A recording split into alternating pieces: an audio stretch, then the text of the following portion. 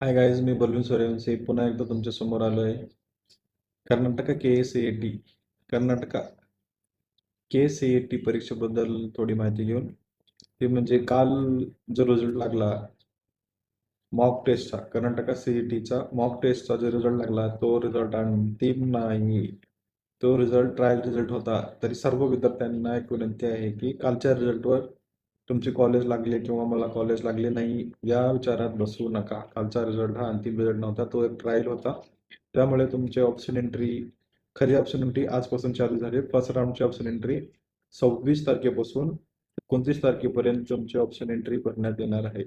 या डेटच्या मध्ये भरलेले कॉलेज तुमच्या फर्स्ट राऊंडसाठी असतील. अन्यथा तुम्ही जर या डेटमध्ये कॉलेजमध्ये फेरबदल किंवा नवीन कॉलेज ॲड नाही केला तर तुम्ही जे अगोदर कॉलेज भरले होते म्हणजे ऑप्शन एंट्रीमध्ये अपलोड केले होते तेच कॉलेज तुमच्या फर्स्ट राऊंडला जातील. तरी सर्वांनी लक्ष द्यावे की आपापल्या ऑप्शन एंट्रीमध्ये आजपासून कॉलेजमध्ये बदल करा किंवा नवीन कॉलेज टाका.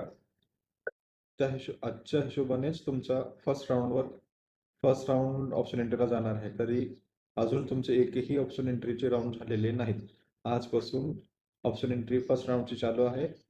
तुमची ऑप्शन एंट्री 26 तारखेपासून 29 तारखेपर्यंत कॉलेज चॉईस असणार आहे. याच्यामध्ये डिलीट ॲड कॉलेज तुम्ही करू शकता. त्यानंतर 1 तारखेला तुमचा रिझल्ट असणार आहे. 1 तारखेला 11च्या नंतर रिझल्ट असणार आहे. तो पण तात्काळ रिझल्ट. नंतर 2 तारखेला जो रिझल्ट असणार आहे तो फायनल रिझल्ट असणार आहे फर्स्ट राऊंडचा. तरी कोणीही पॅनिक होऊ नका. कालचा रिझल्ट हा फायनल रिझल्ट नाही.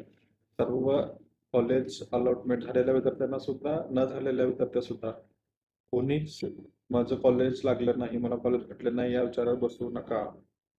आजपासून ऑप्शन एंट्री घाला आणि फर्स्ट राऊंडला तुम्ही तुमचे कॉलेज व्यवस्थित पद्धतीने रिऑर्डर करून घ्यावे.